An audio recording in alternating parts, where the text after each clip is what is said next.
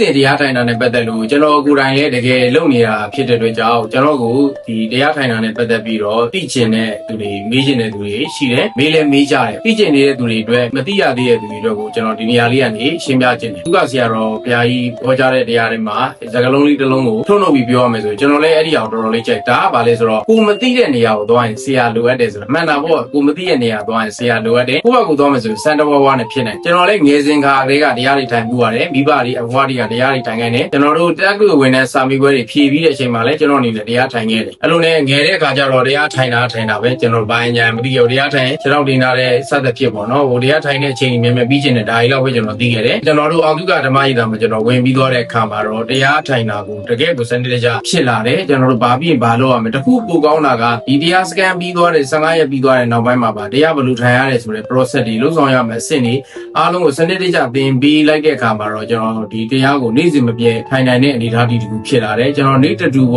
နေ့စဉ်အနည်းဆုံးတနာရီတရားမပြည့်မနေထိုင်ပါလေတော့တရားနေ့စဉ်ထိုင်နိုင်မှုအတွက်အကြောင်းရင်းနဲ့မှာလျှို့ဝှက်ချက်တွေထဲမှာတကယ်တော့လျှို့ဝှက်ချက်လို့တာပြောတာလျှို့ဝှက်ချက်မဟုတ်ပါဘူးရိုးရိုးရှင်းရှင်းလေးပါပဲကျွန်တော်တရားနေ့စဉ်ထိုင်နိုင်မှုအတွက်ဆိုရင်မပြတ်မကွက်လှုပ်ဆောင်နိုင်မှုအတွက်အရေးကြီးတဲ့အချက်လေးတွေချက်ရှိတယ်အဲ့ဒါဘာလဲဆိုတော့တရားကိုအိယာနိုးချင်းမှာထိုင်မှုလိုအပ်တယ်ကျွန်တော်တို့ U-team ရှိတယ် U-team မှာရှိတဲ့ member တွေအားလုံးကနေ့တူကတရားထိုင်ကြတယ်တချို့တွေကနိုင်ခွဲတချို့တွေကတနိုင်ခွဲသမားအနည်းဆုံးပေါ့အကုန်လုံးထိုင်ကြတယ်တဦးတယောက်ဘယ်သူမှကိုမပြတ်မကွက်ကိုထိုင်ကြတာနေ့တူကဒီ team တစ်ခုလုံးကဘာကြောင့်တရားထိုင်လဲလို့မေးရင်ငါအတွက်ဆိုတဲ့လိုချင်စိတ်တွေကိုရှော့ချပြီးတော့လူတွေကိုအကြီးကျယ်ကူညီလို့ရအောင်ဤပညာနဲ့ပတ်သက်လို့ personal development နဲ့ပတ်သက်လို့သူများကိုပြီးမယ်ဆိုရင်ကိုကပို့ပြီးတော့ကြီးနေဖို့လိုတယ်ကိုမှအများကြီးရှိနေဖို့လိုတယ်ဒီရွယ်ချက်တွေနဲ့ကျွန်တော် U-team တစ်ခုလုံးကတရားထိုင်တာဖြစ်တယ်တရားထိုင်တဲ့ကမှာမပြတ်ကွက်တဲ့လျှို့ဝှက်ချက်ကတော့စနစ်တကျဆရာရှိမှနီးနဲ့နေသေးရနဲ့တင်ယူခဲ့တာလည်းဖြစ်တယ်နောက်တစ်ချက်ကတော့ဗာလဲဆိုတော့လျှို့ဝှက်ချက်ကမနဲ့အိယာနိုးနိုးချင်းထိုင်ရလို့ဖြစ်တယ်အဲ့တော့ U-team တစ်ခုလုံးကတကယ်ကိုအိယာနိုးနိုးချင်းမှာကိုတရားထိုင်ကြတယ်ဒီဗီဒီယိုကြည့်နေတဲ့မိတ်ဆွေတို့လည်းကျွန်တော်တို့စနစ်တကျလေ့လာသင်ယူပါဘယ်ရာဝဲဖြစ်ပါ